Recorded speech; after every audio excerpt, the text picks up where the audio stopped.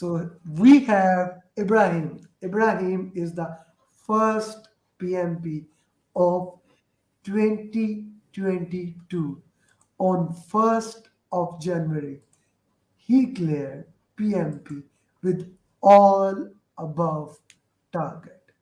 Ibrahim Fiaz is one of my best buddies of universities, and all of you who have done any kind of graduation, I'm sure you know what does that mean, that he's one of my best buddies. So it was very interesting to go through the entire PMP journey with him and making sure that he cleared, not only he cleared with all So it above was very target, interesting. and he cleared in the minimum possible time. So first of all, Ibrahim, congratulations on becoming certified PMP in very short span, and congratulations on becoming the first PMP of mine in 2022.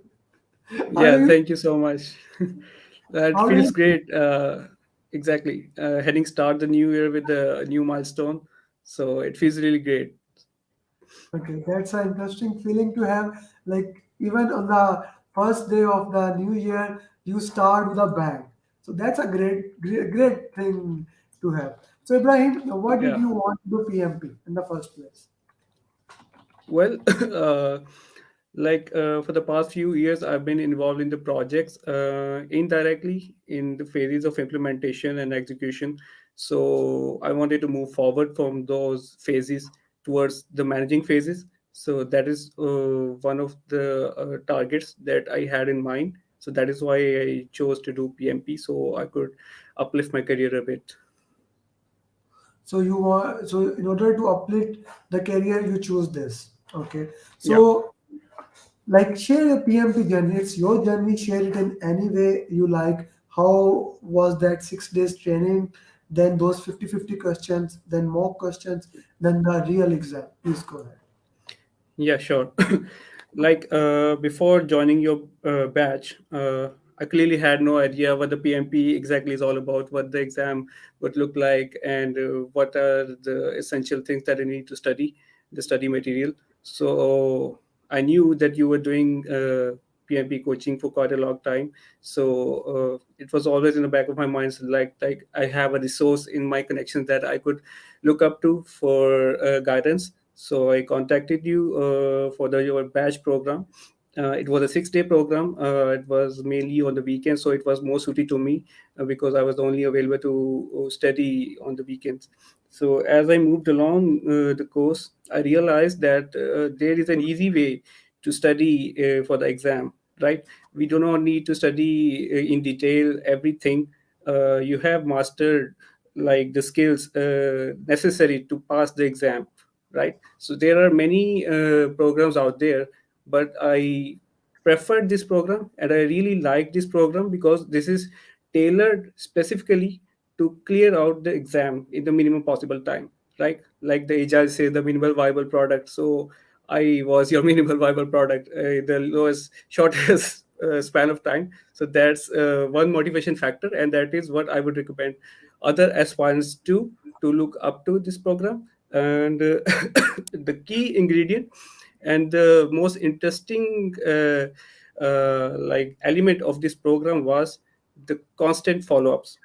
You would find any trainer any day, but you wouldn't find a guy who would stick around throughout your journey and who would push you harder every step of the way to clear your exam in the minimum possible time. Like I had some setbacks.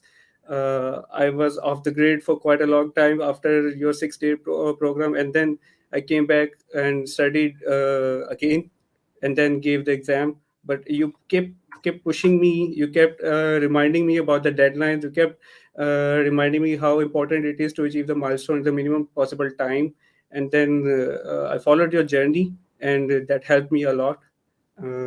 So the interesting point is you gave us an opportunity to like assess ourselves in the mocks, the 60 question mocks in Udemy that helped us to really assess our capabilities prior to exam and to prep ourselves in the best way possible so that everything goes perfect. So That was the really appreciable part for the training. Thank you. Thank you. So let's talk about the exam a little bit. You booked the exam in center, right? Yeah. So how did you find the center as a general thing? Was it good for you? Okay, so basically my priority was that I need to book a center because I wanted a stable internet connection. I do not wanted any interference, so that the exam could go perfectly well without any disruptions. But unfortunately, when I arrived at the center, I saw that where it was a common space with other candidates giving different exams in the same hall. So there were some interruptions, but still I would prefer an exam center over like an online exam privately, because you could have issues like stable internet connections. So always prefer an exam center, probably a better one other than that the I chose, but exam center is always the best option. Exam center. So did you take your breaks? 10 minute, 10 minute Yeah. breaks? Yeah, Oh, I chose the first part and I tried to complete maximum questions with the maximum thought process of the first part, because I was getting into it and I was getting comfortable with the interface. And I spent like approximately 85 minutes to do the first 60 questions. That was a lot of time, but after those 85 minutes, I took 7 to 8 minutes break. I came back and I spent a good 70 minutes probably. By the time I had done the second 60 set of questions, the only time left was 64 minutes. So when I came back from my second break, I had 64 minutes to do the rest of the 60 questions. And it was comparatively a little less time. I should have like saved some time in the first set. I ended up giving up three questions. I couldn't attempt the last three questions because the time was up. but still But you got still, yeah, yeah, still you got all about targets. So it does not yeah, matter you are able to do those few questions or not. At the end of the day, your score matters and your score were good. So if we talk about the exactly. questions, did you get any formula question? Yeah, about the formula, there wasn't any hard questions about the formulas. I didn't need to memorize any formulas. Like I had the empty blank sheet. The first thing I did before when I went to the exam center, in the first 10 minutes, I wrote down every formula I knew on the blank sheet. But then, as I moved along the questions, I realized that there wasn't any need of memorizing those formulas. There were hardly two or three questions about the cost variance or the schedule variance, the CPI or SPI, and that's it. So, only 2 to 3 questions that were related to mathematical figures. Okay, okay. So that's an interesting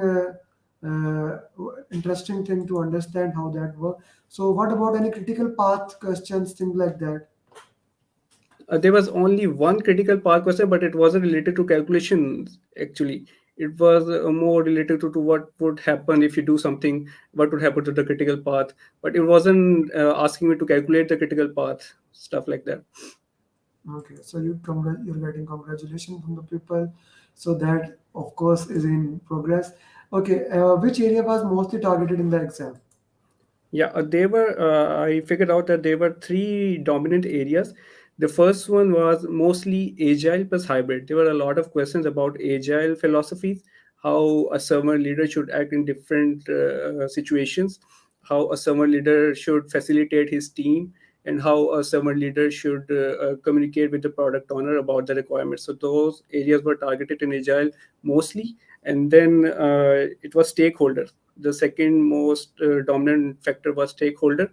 There were a lot of questions about stakeholder engagement.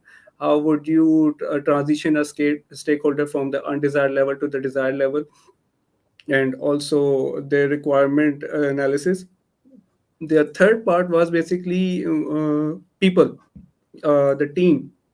There were some questions about team, that how should you invest in your team development, how should you resolve the conflicts between the teams, and how should you do stuff like rewards and recognition for the teams.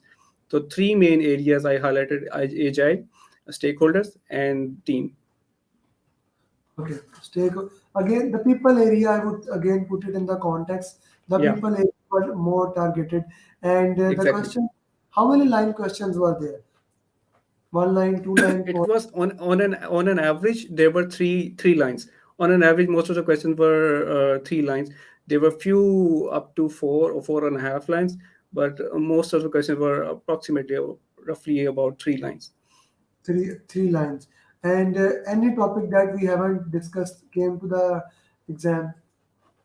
No, I think all of the topics that we covered were actually reflected in the exam perfectly, and there was nothing that I didn't study or didn't touch before the exam. So all the areas were covered.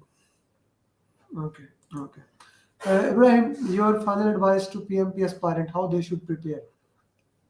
Okay, Consider so your busy schedule, you are extremely busy and you are able to clear, and how they should prepare and clear the exam. yeah, the only thing I would suggest you that the longer you think you're going to deliver your exam, the longer it will take you to prepare yourself, right? So always target for the smallest interval, like we do in the sprints. Always target like in the minimum possible time you need to clear your exam, and then you will adapt yourself to prepare yourself better and in a quicker way. So the best thing is not to indulge yourself in too much study. Only focus on the flows, only focus how the process of each plan works. The best example is the journey videos. The best example could be a short memorization through mind maps. Those are very effective. You should know the keywords only. You should know how the process works and a common understanding of the whole PMP and how the processes work. That's more than sufficient to understand the context of the real exam and clear it. And apart from that, I would really recommend everyone to start the mocks as early as possible once you are done with the training, and they will boost you up, and you will see where you stand and which areas you need to work on. Okay. Ibrahim, my mantra of program is each one teach one. Now you have, Yeah. although many batch 14 students are have cleared, but still few people are left. So I want you also, just like other PMPS parents are helping, to help your batchmates, to help the teammates, so that they can also clarify, also clear the exam and become certified PMP. Yeah, sure. I'll be happy to help. Thank you very much, Ibrahim, for your time. Best of luck for future endeavors and Happy New Year. And once again, congratulations on becoming certified PMP on the first day of New Year. Bye bye.